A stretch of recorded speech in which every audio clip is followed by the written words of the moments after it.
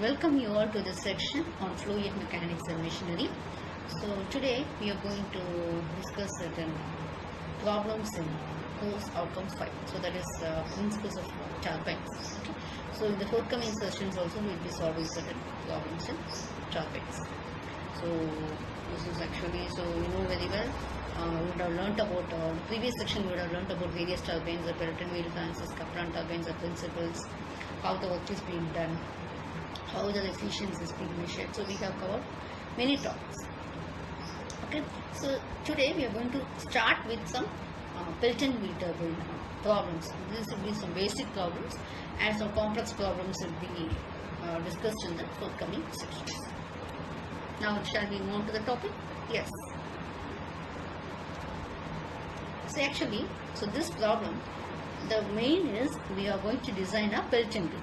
So what is the power to be developed? So when you are, see actually I will just have a description of, just have a remembrance of Pelletin wheel. You know actually it's a tangential flow impulse turbine. Okay, it's a tangential, that is the water will be flowing along the tangent of the runner. Okay, so this will be striking at the bucket along the tangent of the runner. So that's actually a Pelletin wheel model. Next is, we shall move on to the problem. So the power to be developed is actually 6000 kilowatt. The net head available is 300 meter. The speed is 550 rpm. The ratio of jet diameter to the wheel diameter we have it as small d by capital G will be 1 by 10. That's very essential. Okay, so what it is actually jet, we shall have some problems, we shall have some doubts. What is it actually? Jet is actually, you know very well, okay, there will be the jet of water is actually the breaking jet also we can say. So that is, the number of jets is very essential. So here this will be, they are given as ratio of jet diameter to wheel diameter is 1 by 10. Overall efficiency is 85%. So why this overall efficiency is very important is actually, so what it is actually is it's the power which is available of the shaft after the turbine.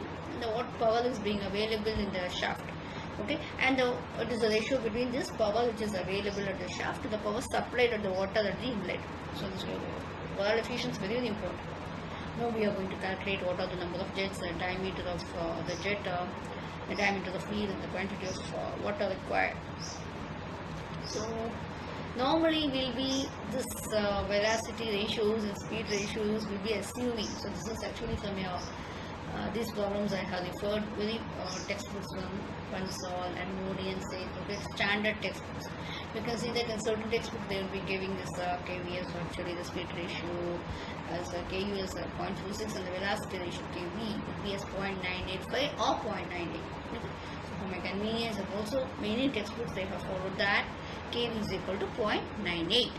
So this is actually, now we have it as a velocity is equal to kV into root of 2g head. So h is actually the head. Okay, so again I am saying this h is your head. So we can see in the previous slides, okay, we'll be moving forth and back so that you can see the given data that is available. So head, how much they have given, the net head available they have given us 300 meter. So that's what I am substituting here. So 0.98 into root of 2 into 9.81 into 300, we have it as 75.19 meter per second. So U is equal to KU out of 2GH. So that is your wheel velocity. So how much you are getting is, this is actually the velocity of the wheel is equal to 35.29 meter per second. So the efficiency, overall efficiency we get it as P by W QH. We know that we will P with the horse and W 100810. And Q will be actually a discharge. So in this formula they have given you the problem itself, the overall efficiency is 85%. So I am substituting what is the one we don't have the value of discharge or the capital Q. So that is what we are going to find out. This P is actually, they have, you can see that they have given us 6000 kilowatt. So we have to convert in terms of watt. So 6000 into 10 to the power 3 watts. Okay. So we get the discharge is 2.399 meter per cube per second. Right. Next one, U is equal to, we have it as pi d n by 60, and you know very well U we have already find out as 35.29 meter per second. So what is the only one we don't have? We don't have the value of diameter of wheel, have it as d is equal to 1.225 meter. So small d by capital D is equal to 1 by 10. So small d is actually the area, this diameter of the jet. We get it as 12.1225 meters, or else in the case of mm we have it as 122.5 mm. And area of the jet, since we do have a diameter, we can calculate this area of jet. Okay, so area is equal to pi by 4d square. And we already have the discharge. Okay, so we have to calculate the total jet area, how much we have to calculate. So we have the volume, we have the this actually Q by V.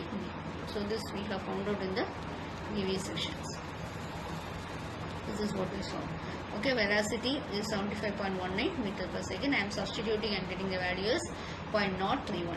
So number of jets required is equal to 0.0319 divided by 0.0118. Okay, so 0.0118 is equal to, so we have this value, we get it as 2.7, which is equal to 3. Okay. So this will be 3 jets will be required. So this is actually a verification step. If you want, you can do this. We are checking that whether the problem d by d is, we get it as 1 by 10. We are substituting and we will get the value d by d will be 1 by 10.52, which is close to the given value. Okay. So this one problem we have designed a Pelton wheel turbine. Next one. Another problem in Pelton wheel. Today, these two problems we are going to discuss in Pelton wheel. So Pelton wheel is having a mean bucket speed of actually 12 meters per second, and it is supplied with the water at a rate of 750 liters per second. They have given. Okay, please carry on. Under the head of 35 meters, let's head is 35 meters. So the bucket deflects the jet to an angle of 160 degrees. Okay. So what you have to find actually the power developed by the turbine and also the hydraulic efficiency. The hydraulic efficiency is very, very important, isn't it? So what we can say it is this hydraulic efficiency will be actually how it will be the ratio of the power delivered to the runner to the power supplied at the inlet, that we have to find out. And coefficient of velocity is 0.98, and neglecting the friction, we need not consider the friction at the bucket. And also we have to determine the overall efficiency. If the mechanical efficiency they have given as 80%. So now the power developed by the turbine is given as W by G into small capital V minus small u, capital V minus small u, 1 plus cos pi into the whole multiplied by u. So we know W, capital W is W into Q, so the W is 9810 Newton per meter square.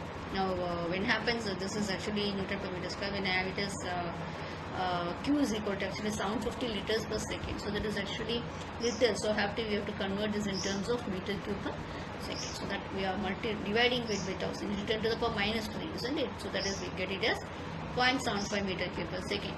So we know very well W is equal to 9810 into 0.75. Okay, that is small q, small W into capital Q. So we get it as 7357.5 Newton per second. Okay, so V is equal to root of the formula we are substituting 0.98 into root of 2gh. Okay, so and the small u is equal to 12 meter per second. The k is 1, so we are not considering the friction. Okay, now pi is equal to 180 minus theta is 180 minus 60, we have it as 20. So cos pi is equal to cos 20 is equal to 0.9397.